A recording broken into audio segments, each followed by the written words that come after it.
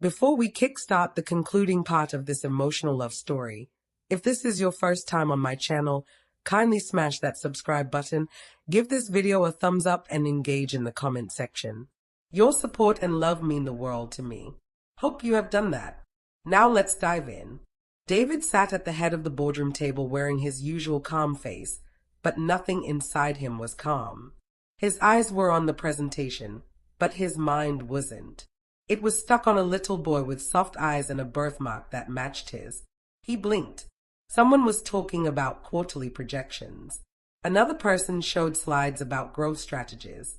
A few partners nodded, laughed, clapped. But David, he couldn't breathe properly. Could Caleb be mine? He adjusted his collar, then tapped his pen on the table without rhythm. It was already the third time someone beside him gently nudged him to focus. He nodded politely each time, but inside his head was spinning. That birthmark, that smile, that name, Caleb, and the way he'd said, "My mommy is the best lawyer in this whole building." When the meeting finally ended, after what felt like 10 years, David didn't even respond to the handshakes. He just stood and walked straight out. He took the elevator to the first floor, shoulders tight, heart pounding. The moment he stepped into the daycare, he didn't bother with small talk. "Is Caleb still here?" he asked. The receptionist smiled politely. "Oh, no, sir. He left with his mom not too long ago." Just like that, she was gone again. David clenched his jaw. "Okay, thank you." He turned, walked out slowly, and pressed the elevator button with shaking hands. In his office, David tried to breathe, but the air felt heavy. He sat for 5 seconds, then stood. Sat again, stood. Walked to the window, walked to the door, and sat again. Why today? Why now? Was the universe trying to play with his heart again? Meanwhile, Sarah was in the car with Caleb, trying to survive. "You promised ice cream," Caleb said from the back seat. "Yes, I did. We're going to that small place near the pharmacy," Sarah replied. Caleb clapped. "Yay, I want strawberry and vanilla." "1 scoop, Caleb. Just 1. Caleb gasped like someone insulted his bloodline. "Just 1. Mommy, I met a rich man today." Sarah looked up through the mirror. "Excuse me." "Your boss, Mr. David. He's so rich. He doesn't smell like old milk. He smells like a new car." Sarah blinked. "Wait, you met David?" "Yes, he was in the lobby." "Mommy, he's very handsome and he talks gently like cartoon kings." Sarah almost missed her turning. "Caleb, what were you doing in the lobby?" "I was chasing a balloon." "Caleb, you were supposed to stay in the daycare. What if something happened to you?" "Something did happen," Caleb said sweetly. "I met your boss. I like him. Can we take him home to be my daddy?" Sarah hit the brake harder than necessary. "MIA, I'm just saying. I like him. He smells like success." Sarah covered her face with one hand. At the restaurant, Caleb picked the biggest table and sat like a king. He looked around the menu like someone inspecting a contract. "Can I have sprinkles, Mommy?" Sarah nodded tiredly. "With syrup?" "Yes, 2 gummy worms." "You'll eat the worms first." Caleb grinned. "Deal." While eating, he continued, "Mommy, his suit was clean like freshly ironed by angels." Sarah shook her head. "You're 5, not 50. And his shoes, I saw my face inside them. Mommy, what if he's my daddy?" Sarah dropped her spoon. "Caleb, please enough. I'm just saying you're single. He's single. I saw no ring." "Caleb, drink water and rest." Back at home, Caleb wasn't done. He picked Sarah's phone and handed it to her. "Call Grandma Dolores." When Grandma picked up, Caleb didn't wait.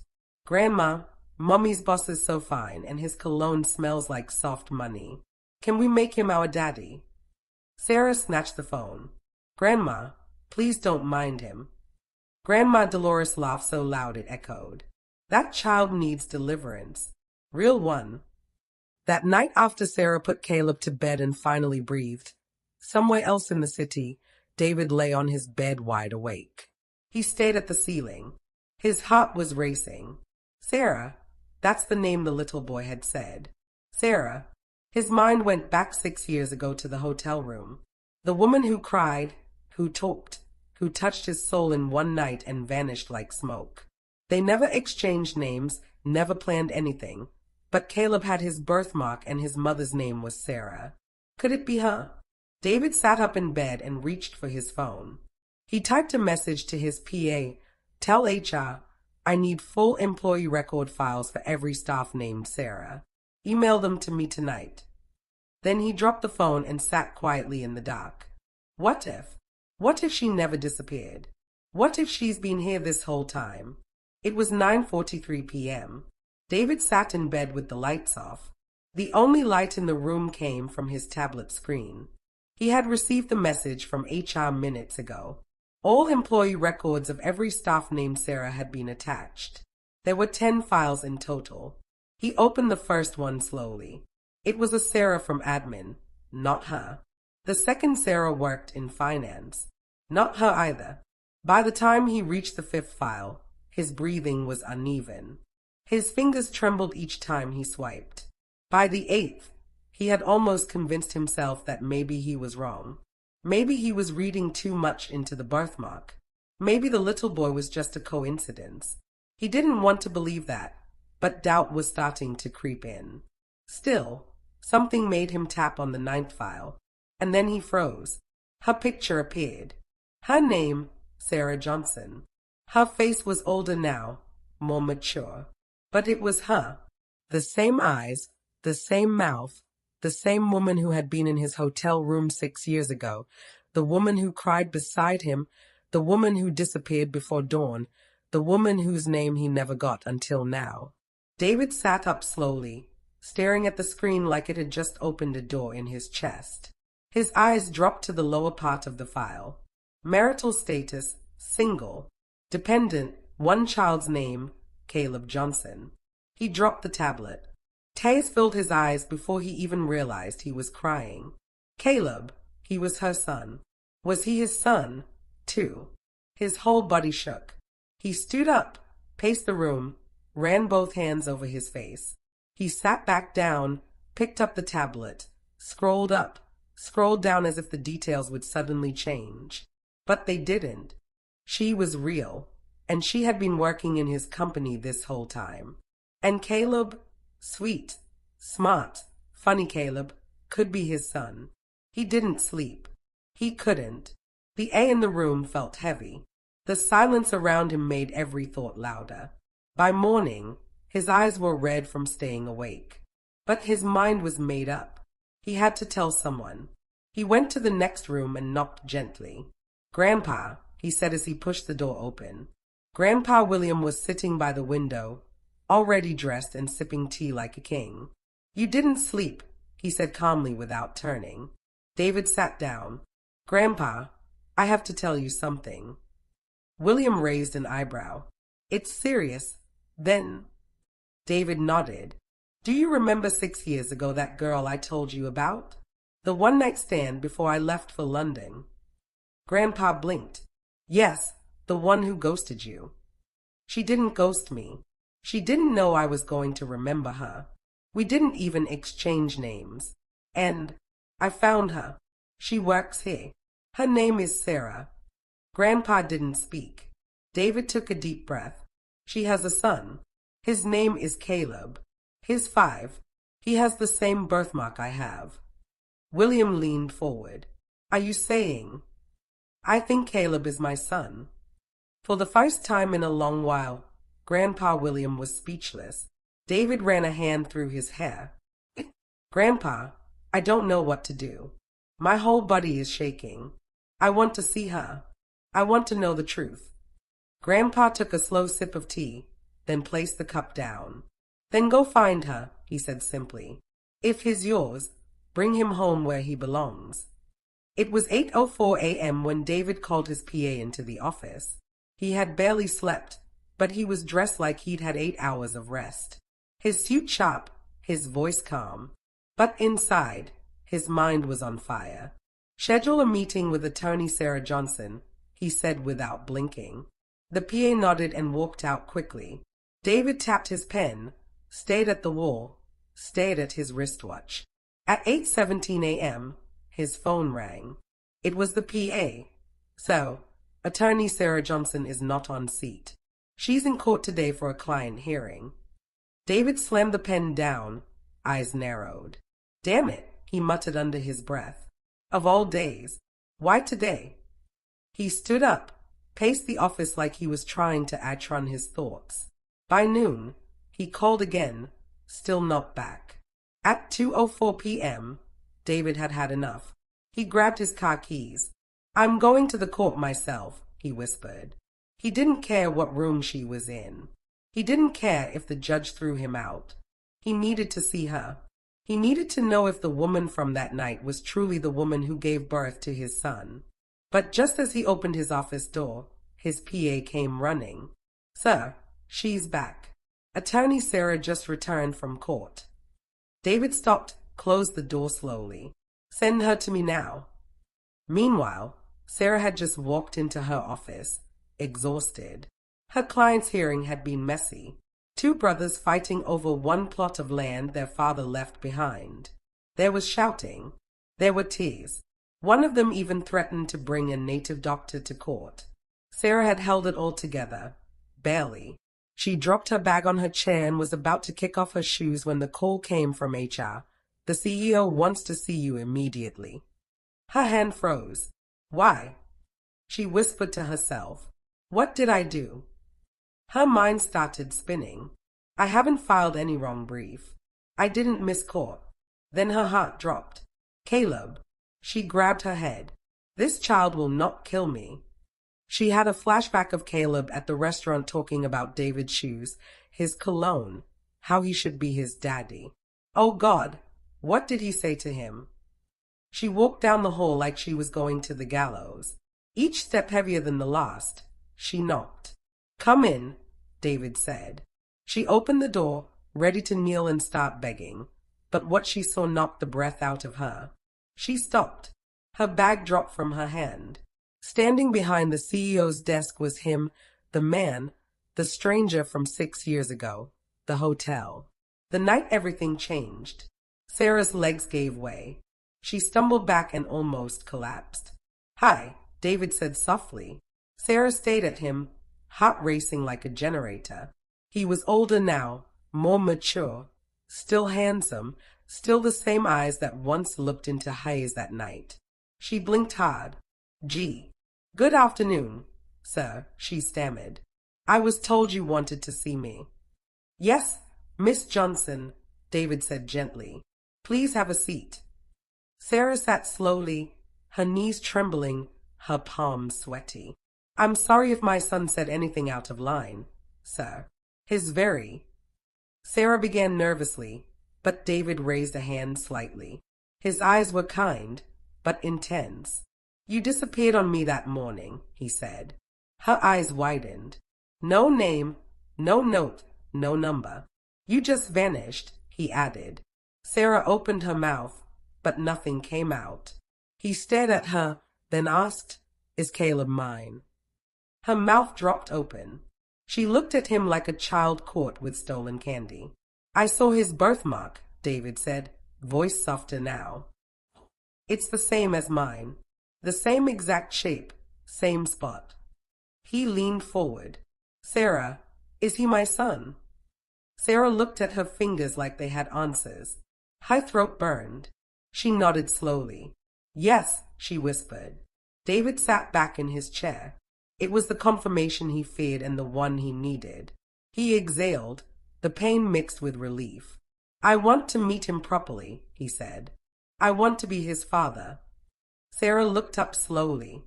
I just need a little time to process all this. Please." David nodded.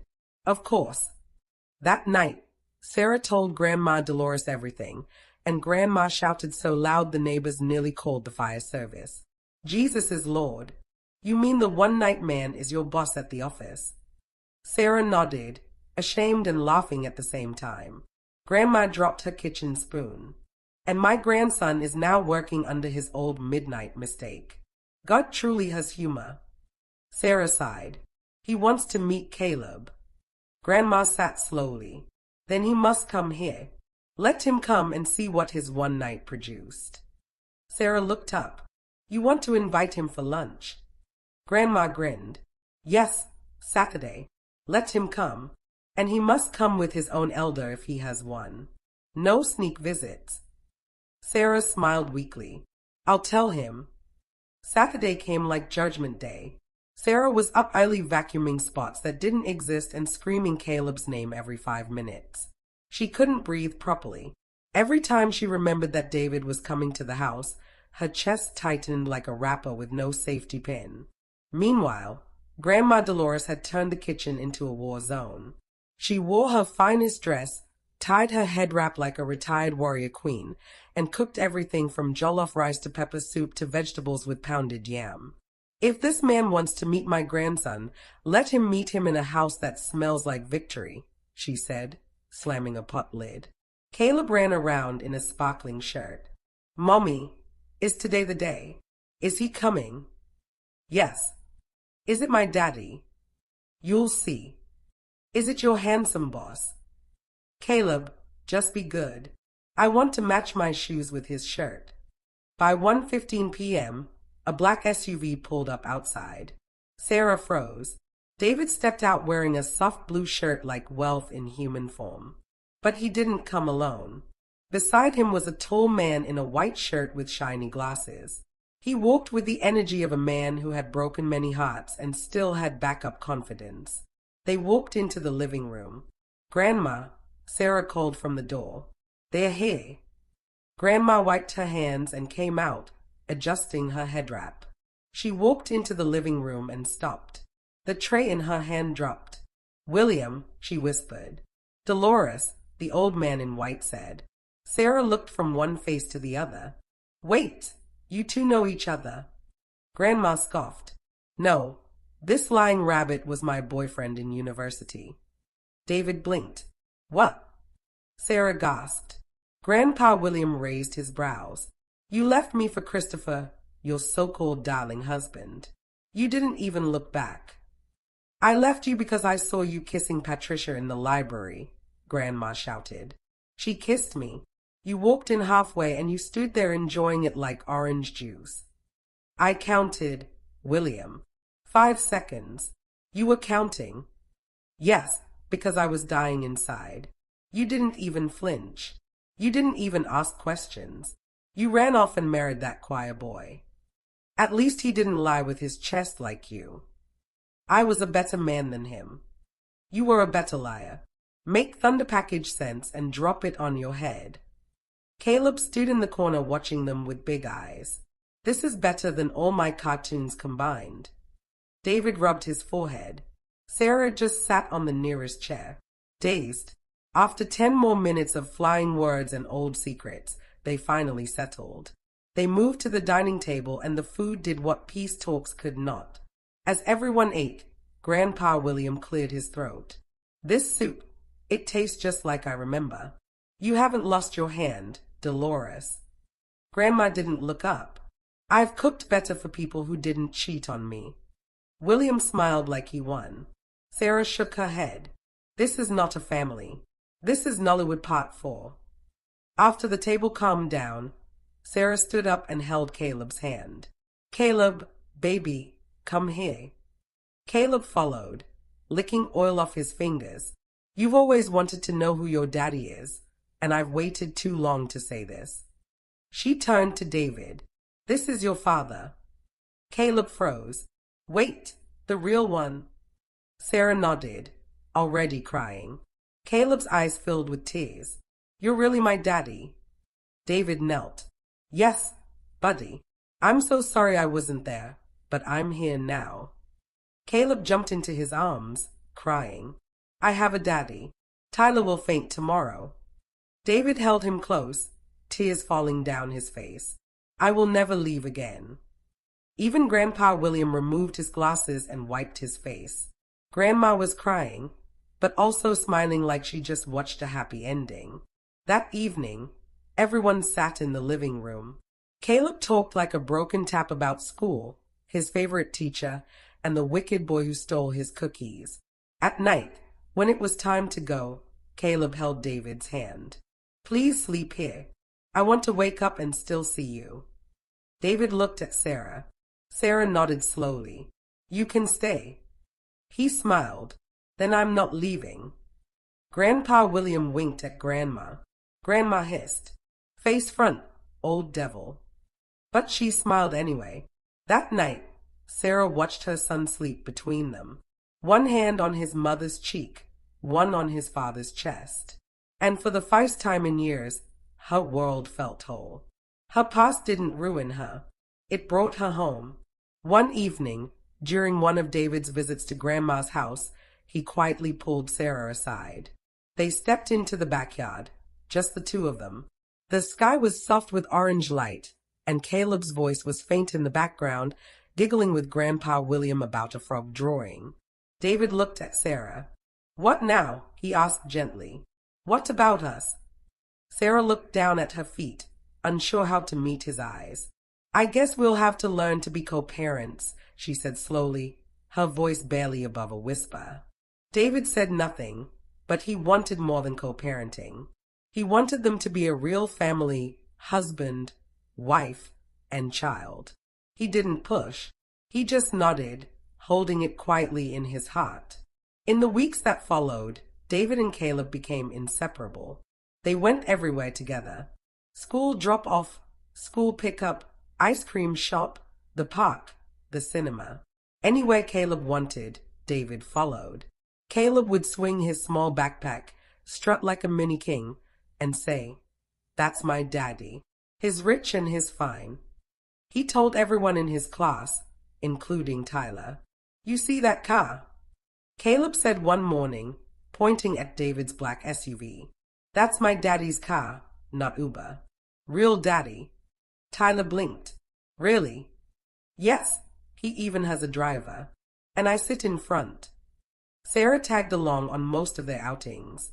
She claimed she was supervising, watching over things. But truthfully, she loved it. The laughter, the ice cream fights, the silly car games, the way David looked at her when he thought she wasn't watching. Her heart started doing small dances. They started spending weekends at David's house. Movie nights, cooking together, chasing Caleb around the living room. Sometimes David came to Grandma's, carrying wine and groceries like a son-in-law. Everything felt right. One quiet night after Caleb had fallen asleep on the couch wrapped in a blanket watching cartoons, David and Sarah sat in the living room sipping tea.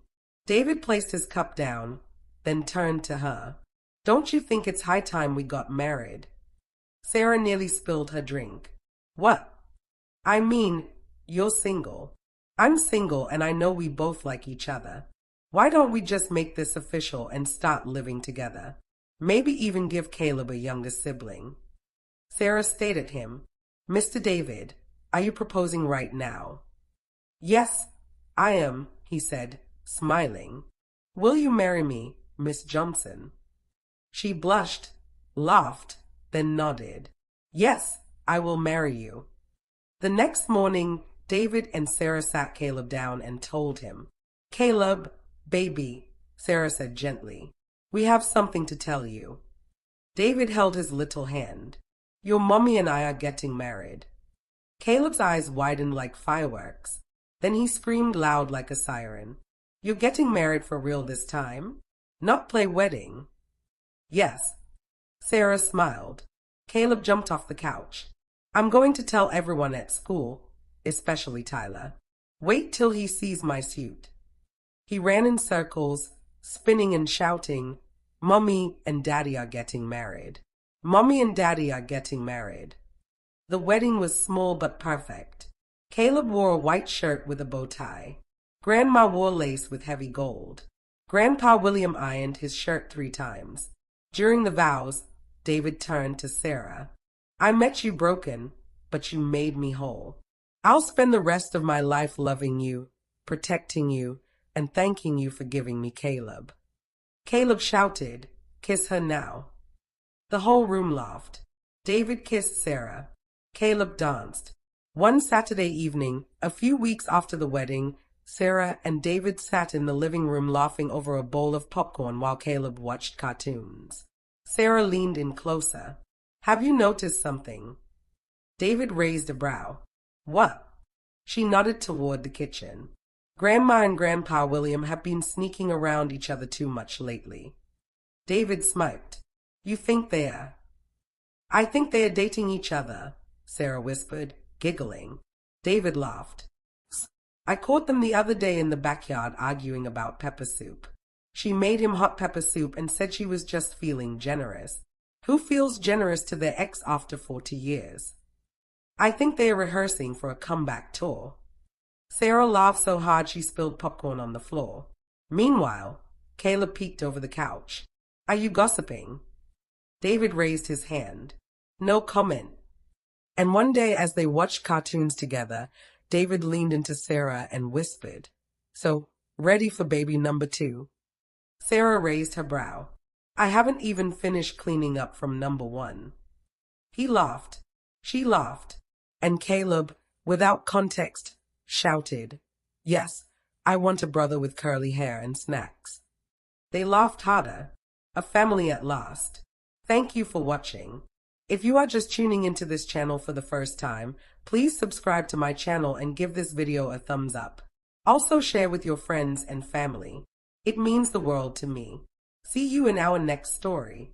Until I bring another intriguing story your way. Bye for now.